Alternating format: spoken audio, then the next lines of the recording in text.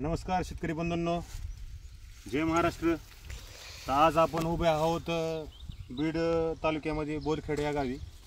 इथं आपण यावर्षी MSCS 1460 या व्हरायटीची लागवड आपण केलेली आहे. तर 3 एकरचे असे 2 प्लॉट आहेत. त्याच्यामध्ये आपण एकरी 20 किलो बियाणं आपण इथं पाडलेलं आहे. तर तुम्ही बघू शकता झाडाच्या बुडापासून ते पार शेंड्यापर्यंत शेंगाची अशी दाट अशी शेंगा इथं दिसतात तुम्हाला. आणि त्याच्यामध्ये 3 दाण्याच्या शेंगाचं प्रमाण हे भरपूर आहे ॲक्च्युली. तुमच्या लक्षात दिलं तर हे बघा तुम्ही इथं. आता हे MSCS 1460 जे आहे हे आगरकर इन्स्टिट्यूट पुणे आणि ICAR नवी दिल्ली यांच्या संयुक्त विद्यमानाने डेव्हलप झालेली ही व्हरायटी आहे. तर ह्या व्हरायटीचं जे मेन वैशिष्ट्य आहे ते ही 90 ते 95 दिवसाला ही व्हरायटी तयार होते, काढणीसाठी योग्य होते. आणि सरासरी ह्याचं एकरी उत्पादन आहे 15 क्विंटल.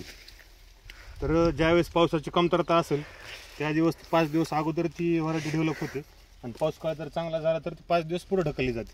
म्हणजे 90 ते 95 दिवस म्हणजे 100 दिवसाच्या आत ही व्हरायटी रेडी होऊन तयार होऊन आपल्याला काढणे योग्य होऊ शकते. आणि ह्याचा रिझल्ट आता ही जी जमीन आहे आपण ज्या प्लॉटवर आपण उभा आहोत ही जमीन एक तर हलकी आहे.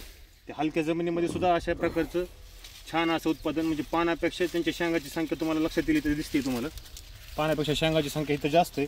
याचा अर्थ उत्पादन जास्त आहे. सरासरी आता ह्या गावामध्ये जर बघितलं किंवा परिसरात बघितलं तर एवढ्या प्रमाणे दाट शेंगा ह्या तुम्हाला कोणत्याही बाकीच्या व्हरायटीला तुम्हाला इथं भेटणार नाहीत.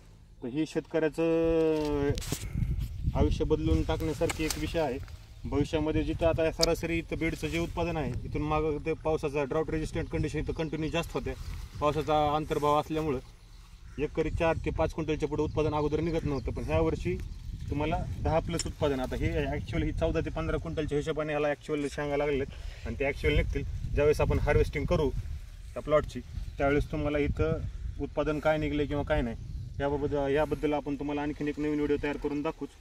पण माझं असं म्हणणं आहे की तुम्ही जर तुमची हलकी जरी जमीन असेल, तुम्ही जर खताचं प्रॉपर नियोजन केलं आणि कीड आणि रोगाचं जर व्यवस्थापन केलं तर तुम्हाला इथं अधिकचं उत्पादन घेणं ही काय अशक्य गोष्ट नाही किंवा अवघड गोष्ट नाही. सरळ सोपी गोष्ट आहे.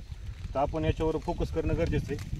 आता पुढच्या वर्षी ह्या व्हरायटीचं इथं लागवड जास्तीत जास्त वाढण्याची शक्यता आहे. ऑलरेडी त्या प्लॉट काढण्या अगोदरच लोकांचे मला एवढे कॉल आहेत. ॲक्च्युअली 100-150 लोक मला बोललेत अगोदरच की आम्हाला बियाणं पाहिजे वगैरे म्हणून. म्हणजे हे बियाणं मार्केटला विकण्याचं शक्यच नाही. समजा हे ॲक्च्युअल लोकल इथं गावातच हे बियाणं वितरित होईल समजा आणि आजूबाजूच्या गावामध्ये बरी जाईल. तर विषय असा आहे. याच्याबद्दल तुमचं काय मत आहे कृपया तुम्ही मला सांगा. धन्यवाद. थँक्यू.